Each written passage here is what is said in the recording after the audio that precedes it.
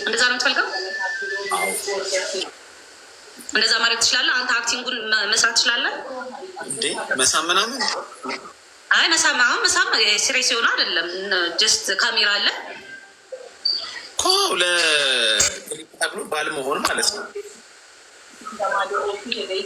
ባልመሆን ሳይሆን ማስመሰል እኮ ማያስመሰል። ከስራ ደክሞ ስመጣ ምናምን ኮቴን አውልቀሽልኝ ምናምን። ኮትን ላላወልቅ እችላለሁ። ሜቢ ደግሞ ትቼ ሄዳውን አልቅስ ብትባል ታልቅሳል። ይህን እኮ ነው ያልኩሽ። ለምንድን ማለቅሰው? እሱም እኮ ነው የምልህ። ማስመሰል ማለት ግዴታ መሳም ብቻ ነው እንዳለው። ያ ማልቀስም ሊኖረው ይችላል። ወንድ ልጅ የሚያለቅሰው እናቱ ስትሞት ብቻ ነው። አክተር ልትሆን አክቲንግ እኮ ነው ይሄ። አክቲንግም ቢሆን ለምንድን ነው የማለቅሰው ነው? ሚስት አሁን ሚስት ጥላ ሄደች ብሎ የሚያለቅስ ወንድ አይደለም። የምርህን ነው? የሚያለቅስ እኮ አለ። አይ እሱን መቁረጥ ወሸላው። አሁን በጣም የምታፈቅራት ሚስት አንተ ባላሰብከው ወይ ብትሄድ ምን ትላለህ አንተ? ከሞተች ላለቅስ እችላለሁ።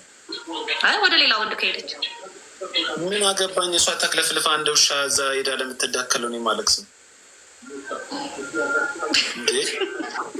ምን አገባኝ? ለምን ስትሄዱ ለስትሄድ ለምን አታርም እንዴ? ማልቀሱ ራሳቸው የሚያጠፉ ወንዶች እንዳሉ አታውቅም እንዴ?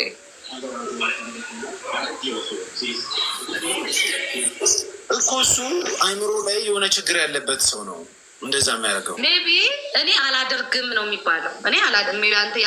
አንተ ልትለይ ትችላለህ። አይ አንድ ሰው ስታስብ የአይምሮ በሽተኛ ወይ ደግሞ አይምሮ ላይ ችግር ከሌለው በስተቀር እንዴት ነው የራስሽ ያልሆነን ሰው ነገ ለሌላ ሀሳብ የሚቀይር ሰው ያልሞተን ሰው ይሄዳል ብለሽ የምታለቅሽ ስልሽ፣ ይሄ ማለት አልጠየቅንም አልለመንም አይደለም። እኔም አሁን ከፍቅረኛ ስለያይ ታያትለይኝ አንድ ላይ እንሁን ምናምን ብዬ ልጨቀጭቃት እችላለሁ፣ ልደውል እችላለሁ።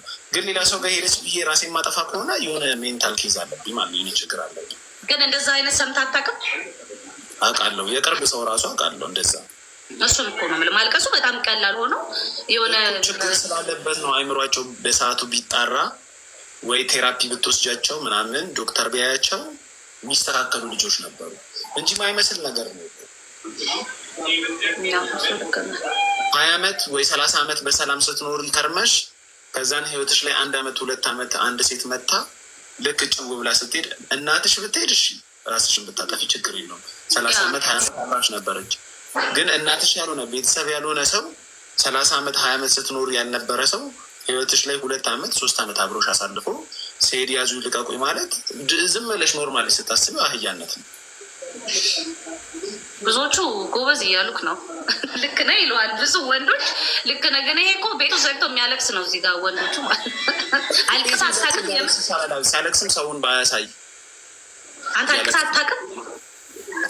ካደኩ በኋላ በቃ ማለት ሪሌሽን የሚባልን ነገር ከጀመርክ በኋላ በቃ የመጀመሪያ የሚሆን የመጨረሻ ክም በቃ ብቻ ነውና አልቅስ አታውቅም። የምር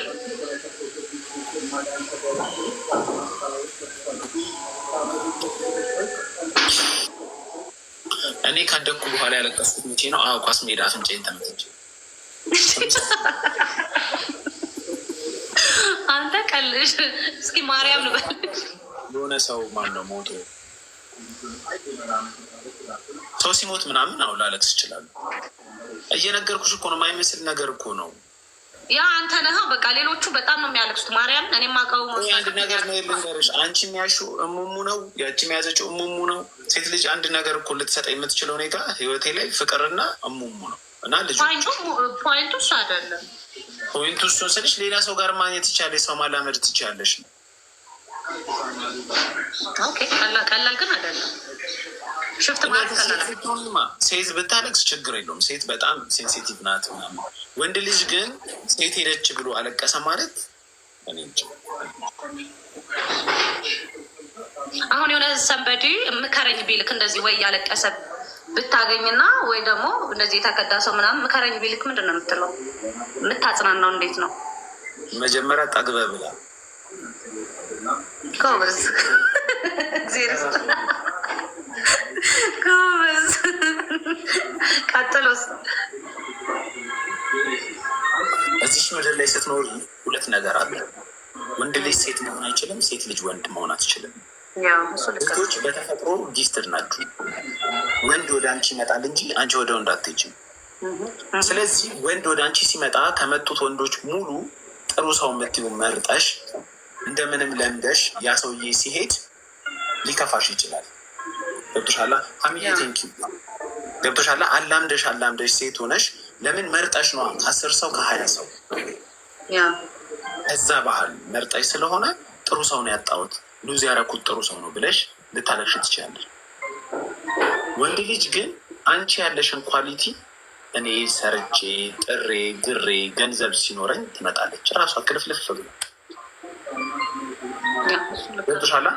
አንድ ሴት ሄደችብኝ፣ ይቺ ልጅ እኮ ጥሩ መልክ ነው ያላት፣ ጥሩ ጸባይ ነው ያላት፣ እንዲህ ነው ያላት፣ እሷ እኮ ሄደችብኝ ብሎ የሚያለቅስ ከሆነ ያ ወንድ ወንድ አይደለም።